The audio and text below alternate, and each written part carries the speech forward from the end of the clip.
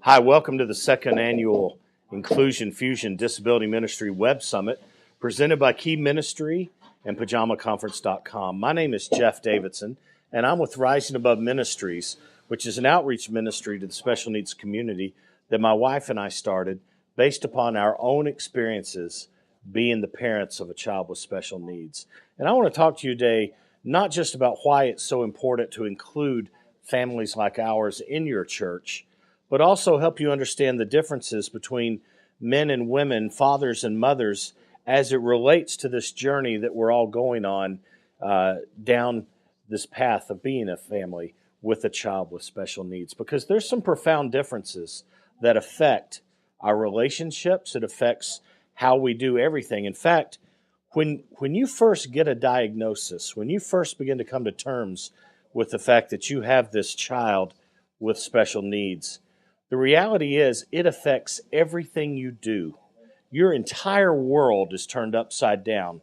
There's not a single segment or aspect of your life that is left untouched by this new role in your life of being the parent of a child with special needs. From the moment you get up to the moment you go to sleep, every single aspect of your life is dramatically changed. And the way women and men respond to that can vary tremendously. You know, the reality is today that a lot of studies are showing that over 80% of children with special needs are now being raised by single female caregivers.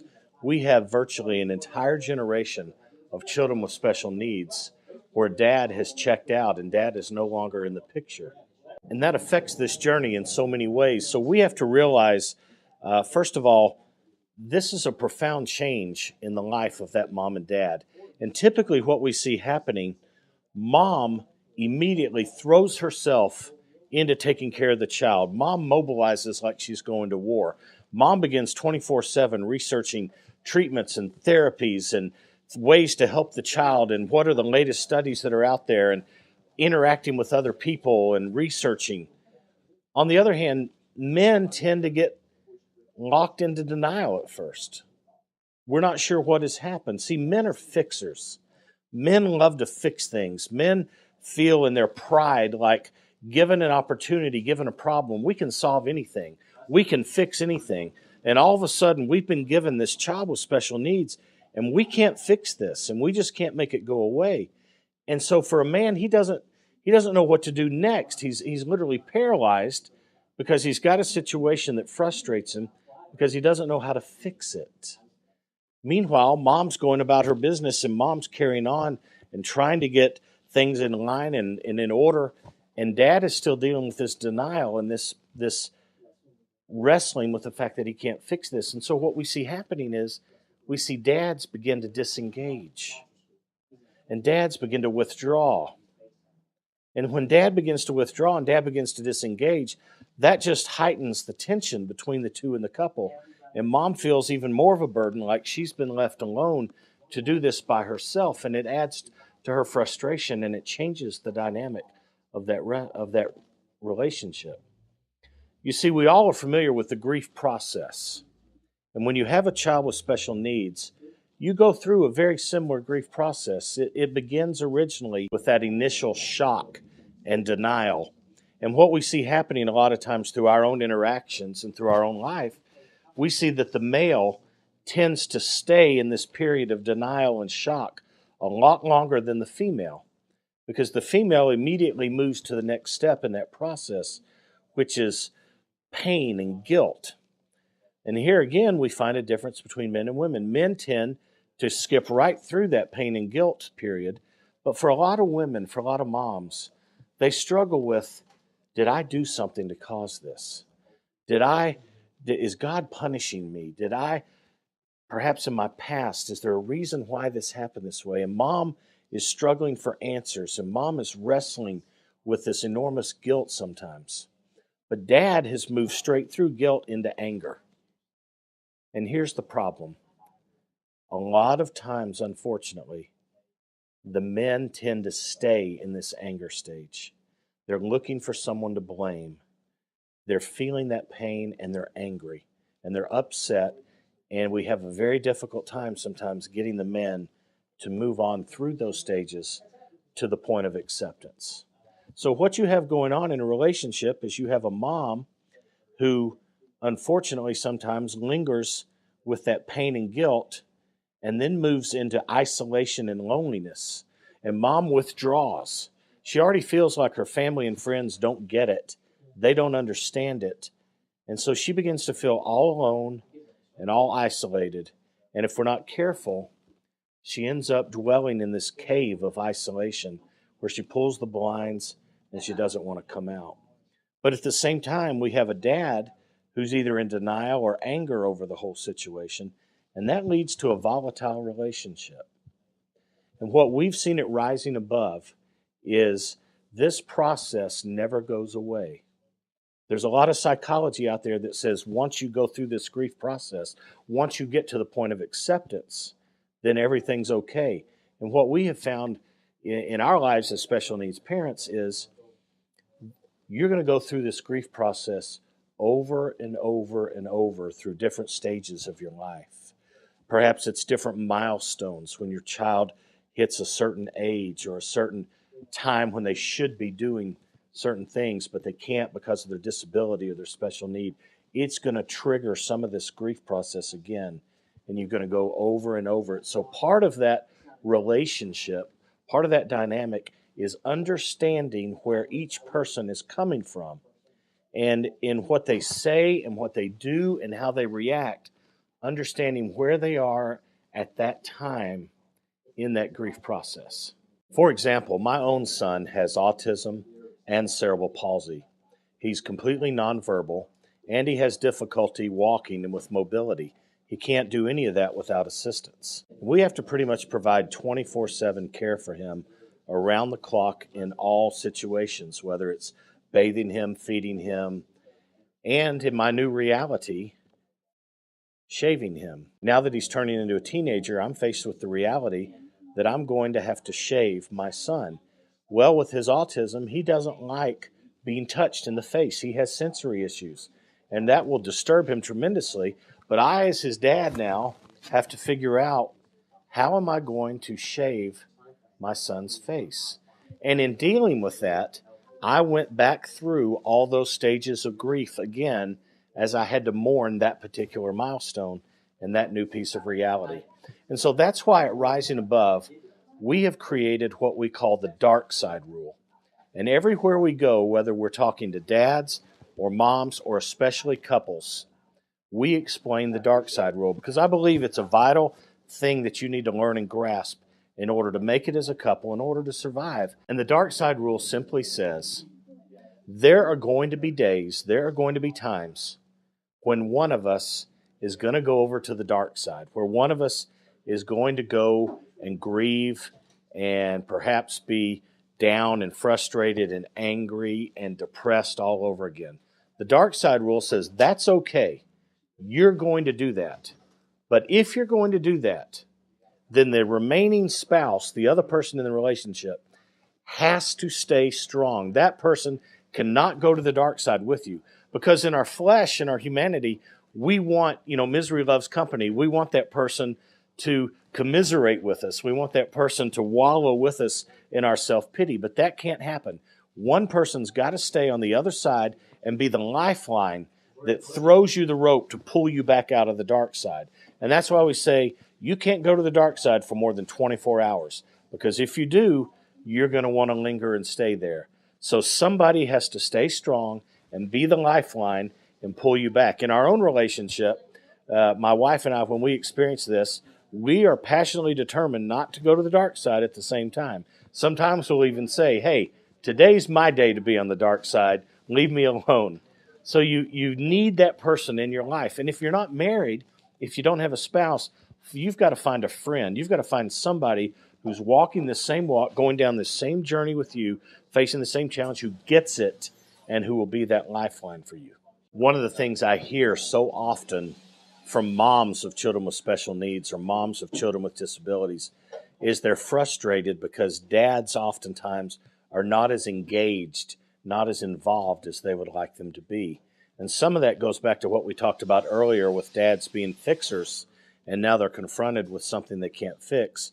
But a lot of that is something that the mom can help with simply by teaching us how to engage, teaching us how to be involved, not telling us, there's a difference, but encouraging and teaching us. You need to show us simple ways that we can be more engaged, that we can be more involved. And I think that's so important that the wife help the father realize that. Because dads are not nearly as sociable creature as moms. It's not surprising to find a dad who's never told anybody at his work that he has a child with a disability. Guys just don't talk about that. Women are more social and feel more at ease sharing the burden, sharing what's going on. And so we've got to find ways to help equip dads. And one of the ways that I'm so passionate about doing that is we have to help fathers of children with special needs understand one simple truth. This was not an accident. Nobody's being punished. God didn't turn his back and come back with a soft drink from the fridge and go, whoa, when did that happen? No, the reality is you were chosen to be the father of a child with special needs. You were called to do this. This is God's calling on your life. God set you apart before you were ever born. God wrote down in his book all the days of your life, and God dictated that this would be the journey that you would go on. And so we've got to convince them that they are called, that they are chosen in order to get them committed to what they've been called to do. And part of doing that is convincing them of the second reality, which is your child is fearfully made. Your child is created for a plan and a purpose. Your child has a destiny to glorify God. And you've got to come to realize that and believe that and stake everything on that. And when you do, it's a major watershed moment in your life when you come to realize that this was not an accident, that not only was I chosen for this, not only was I called for this, but God has a reason for this. God has a plan in this, and I have been called according to his purpose, and God's going to do something incredible in my child's life. And we believe that with all our heart because it says so right in Scripture. A beautiful passage in the 9th chapter of John, where Jesus and his disciples are walking along, and the Scripture says they come across a man born blind. And one of the disciples says, Jesus, is he born this way because he did something wrong? Or is it because his parents messed up? Because we're always looking for somebody to blame. We always want to find somebody to blame for what happened. And Jesus looks right at him and says, it was neither of those two. He was born this way so that the glory of God, the work of God, could be on display in his life. And when as a father of a child with special needs or a mom, when I come to realize that my child was born this way because God is telling a story and God is using this for his glory and his honor, and I've just got this part to play, it makes all the difference in the world. Because we begin to understand that God is telling God's story. And God is telling a story that began before we ever came on the scene, and it ends long after us. And this journey that we're on, this path that we're on with this child, this is just part of God's story. And we have to realize the story of our own life doesn't even include us. We're not even the main character.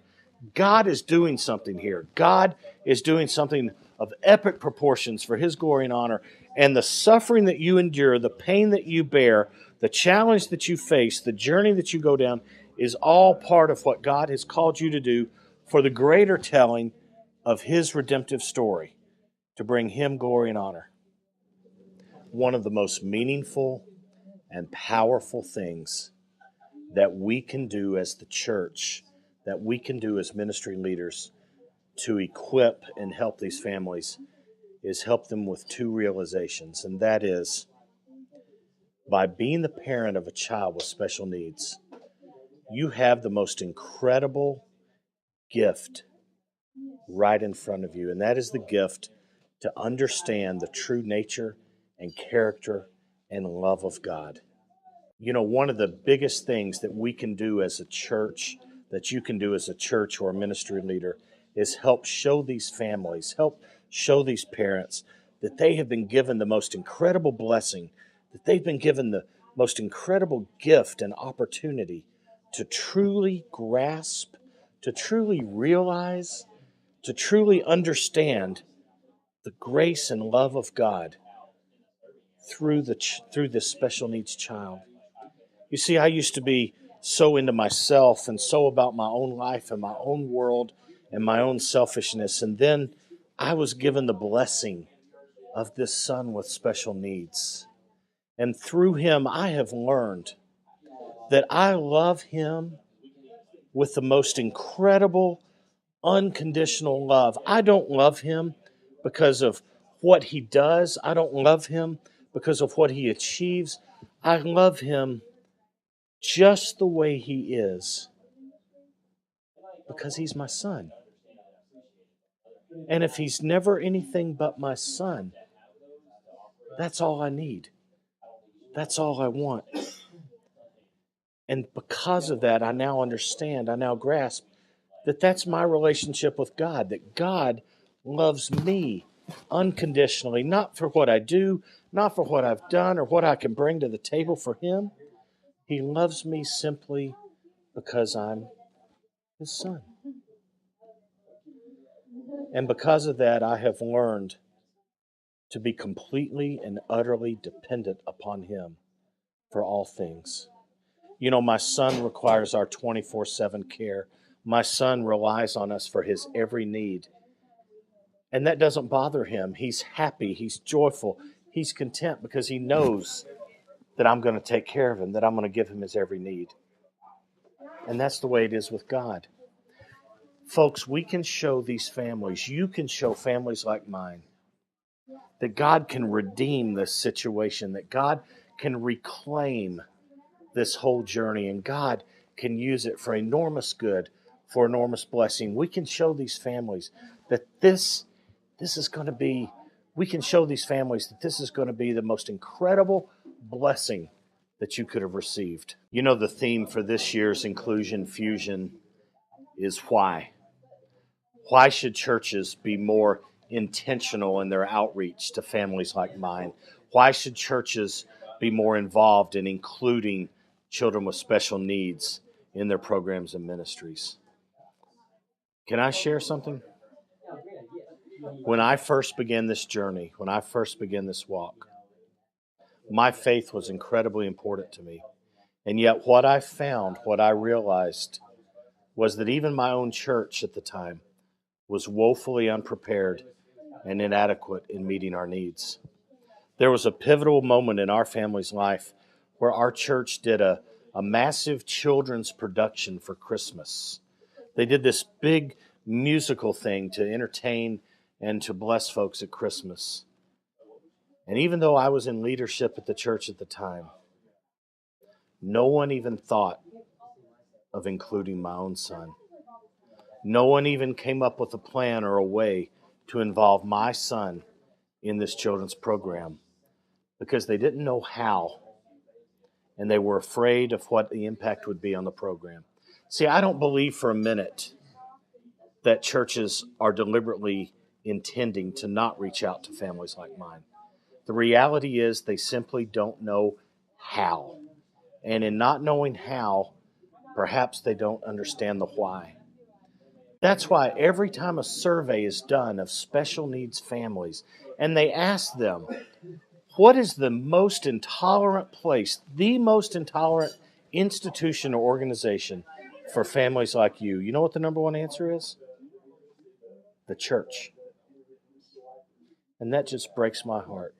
Because that has to be the number one place where families like mine can find hope, where they can find resources, where they can find community, where they can find love and acceptance and compassion that says you have a place here and you have a place in God's kingdom. I've always said that not only was I called and chosen to be the dad of a child with special needs, but I believe my calling in life is to be his ambassador to families like mine, to be his messenger to the special needs community. See, these are my people. This is not something I've just read about. It's not something I've just studied. It's not something that I know from a book. I've lived it. I've experienced it. These are my people. And my people are dying. Emotionally and mentally and spiritually. My people are dying.